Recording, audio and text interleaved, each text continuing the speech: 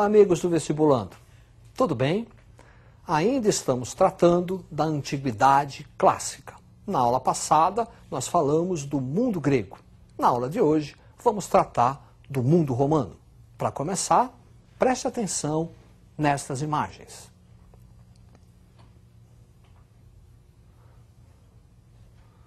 Você viu aí ruínas do Coliseu, palco das famosas lutas entre gladiadores e da perseguição em cristãos, que tanto caracterizam a história romana.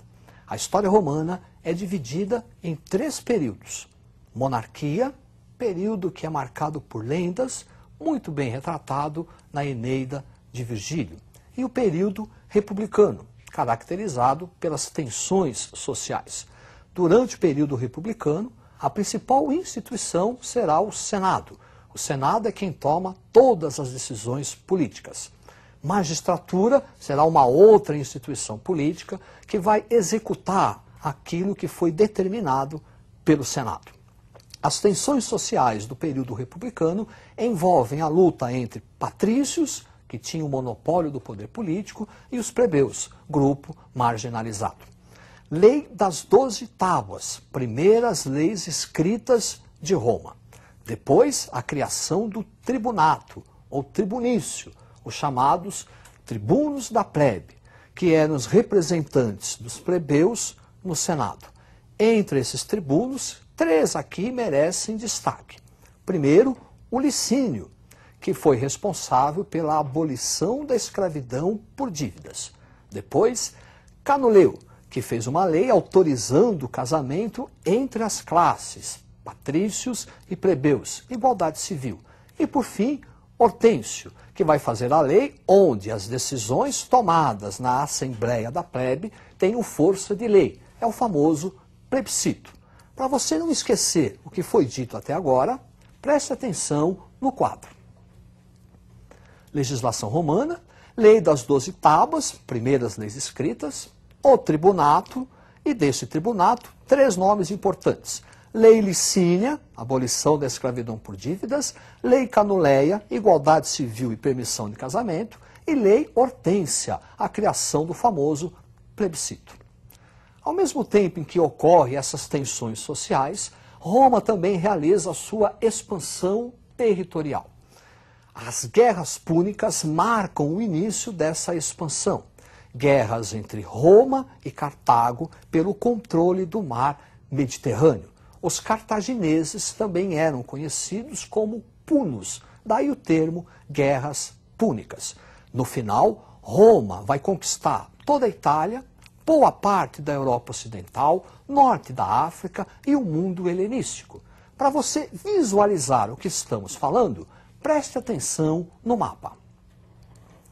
Esta parte em destaque refere-se ao ponto máximo de expansão territorial do Império Romano. Perceba que o mar Mediterrâneo está bem no centro desta conquista. Esta expansão territorial vai trazer profundas transformações para a sociedade, política, economia e cultura romana. Por exemplo, o surgimento dos latifúndios, as grandes propriedades. A atividade romana torna-se mercantil. O que se produz nas grandes propriedades, trigo, uva, passa a ser comercializado pelo Império ao longo do mar Mediterrâneo. Desenvolvimento do escravismo, quer dizer, após a expansão territorial, a principal força de trabalho será a escrava. Êxodo rural, um abandono do campo em direção à cidade. Isso por conta do latifúndio. Começa a aparecer os sem terra. E eles se dirigem até a cidade, porque lá na cidade o Estado romano está adotando a famosa política do pão e circo, distribuição gratuita de alimento e a diversão em espaços públicos. Você viu o Coliseu, onde havia as lutas de gladiadores e a perseguição aos cristãos. Surgir os homens novos. É um novo grupo social que vai se dedicar à nova atividade econômica e também prestar serviços ao Estado, financiamento e, por fim, as guerras civis. As tensões entre patrícios, plebeus escravos e homens novos chegam a tal ponto que Roma conhece um período de guerra civil.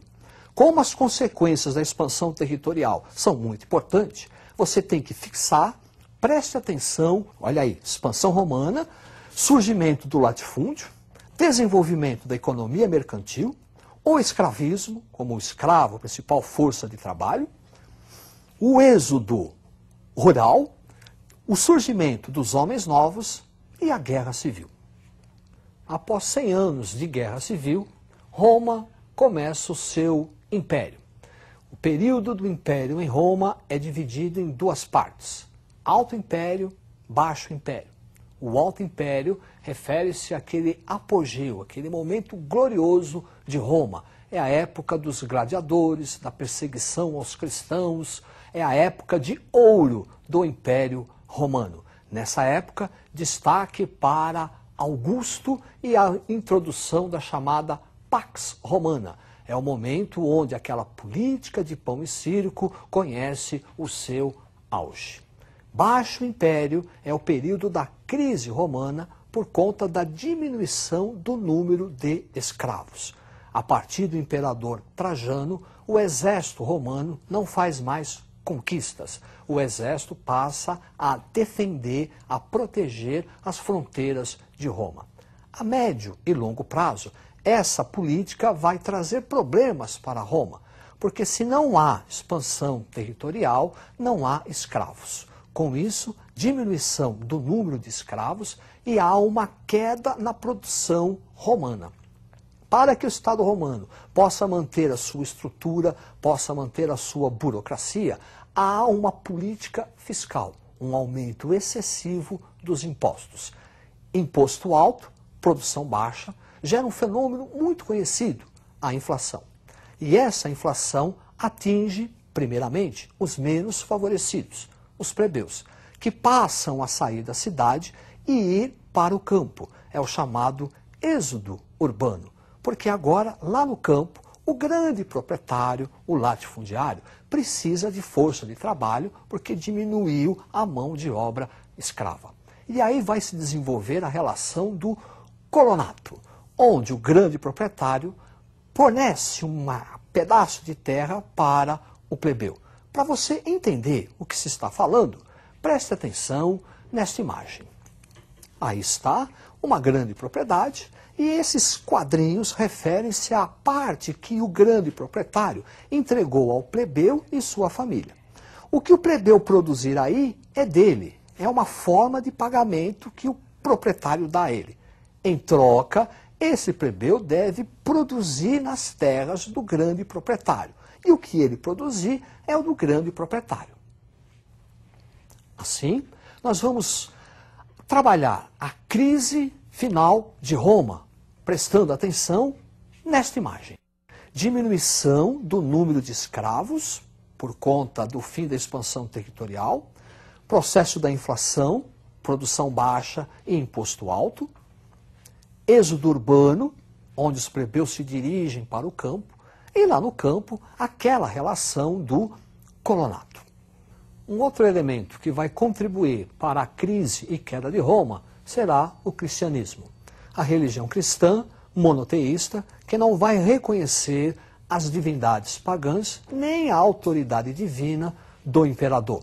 Essa religião cristã vai se alastrar pelo Império Romano, porque ela ampara mulheres, ela ampara escravos, miseráveis. Num contexto de grave crise econômica, ouvir as palavras, bem-aventurados os pobres, porque deles é o reino de Deus, pega. Pega tanto que o imperador Nero inicia uma perseguição sistemática aos cristãos. Vai acusá-los de terem colocado fogo em Roma. O último imperador a perseguir os cristãos foi Diocleciano. A partir de Constantino, a religião é oficializada em Roma, com a edição do Édito de Milão. Teodósio, no ano de 395, vai oficializar o cristianismo. O cristianismo passa a ser a religião oficial do Estado romano, nascendo assim a Igreja Católica Apostólica Romana. Esse mesmo imperador, Teodósio, para contornar a crise por qual passava Roma, vai exercer uma reforma administrativa, dividindo o império em duas partes. Para você visualizar, preste atenção no mapa. A parte leste refere-se ao Império Romano Oriental, com capital em Bizâncio, futura Constantinopla. A parte oeste, Império Romano Ocidental, com capital em Roma. Esta parte oeste será a parte ocupada e invadida pelos bárbaros germânicos a partir de 476, que é a data oficial da queda do Império Romano.